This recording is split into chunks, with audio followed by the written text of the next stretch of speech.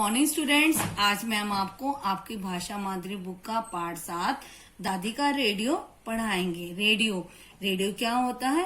Radio TV की तरह ही होता है, बस फर्क इतना है कि टीवी में जो कुछ हो रहा होता है उसे हम देख भी सकते हैं और सुन भी सकते हैं, लेकिन रेडियो में सिर्फ हम उसको सुन सकते हैं। रेडियो में हम गाने सुन सकते हैं, देश विदेश की खबरों को सुन सकते हैं।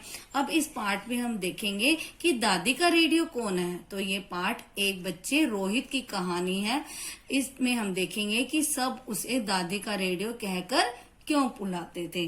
तो अब हम इस पाठ को पढ़ेंगे। रोहित अपने माता पिता के साथ चंडीगढ़ में रहता था। तो रोहित कहाँ रहता था? चंडीगढ़ में। घर में उसकी बड़ी बहन और दादी भी थी। बूढ़ी होने के कारण दादी कहीं भी आ जा नहीं पाती थी। रोहित को अपनी दादी से बहुत प्यार था। जैसे आप सब अपने दादा दादी से प्यार करते हैं, वैसे ही रोहित अपने दादी से बहुत प्यार करता था। रोहित दादी उसे रोज नई नई कहानियां सुनाती थी। रोहित दादी को अपने स्कूल और मोहल्ले की बातें बताता। वह दादी को रेडियो और टेलीविजन पर सुने समाचार भी सुनाता था, इसलिए सब उसे दादी का रेडियो कहते थे। रोहित को छोड़कर घर में कोई भी दादी की बात नहीं सुनता था। दादी कभी भी किसी को कुछ नहीं कहती थी। रोहित को दादी की इस दशा पर बहुत दुख होता था। दशा का मतलब है हालत पर। क्यों? क्योंकि कोई भी दादी की बात को सुनता नहीं था और दादी से बात भी नहीं करता था। रोहित को ये सब देखकर बहुत दुख होता था।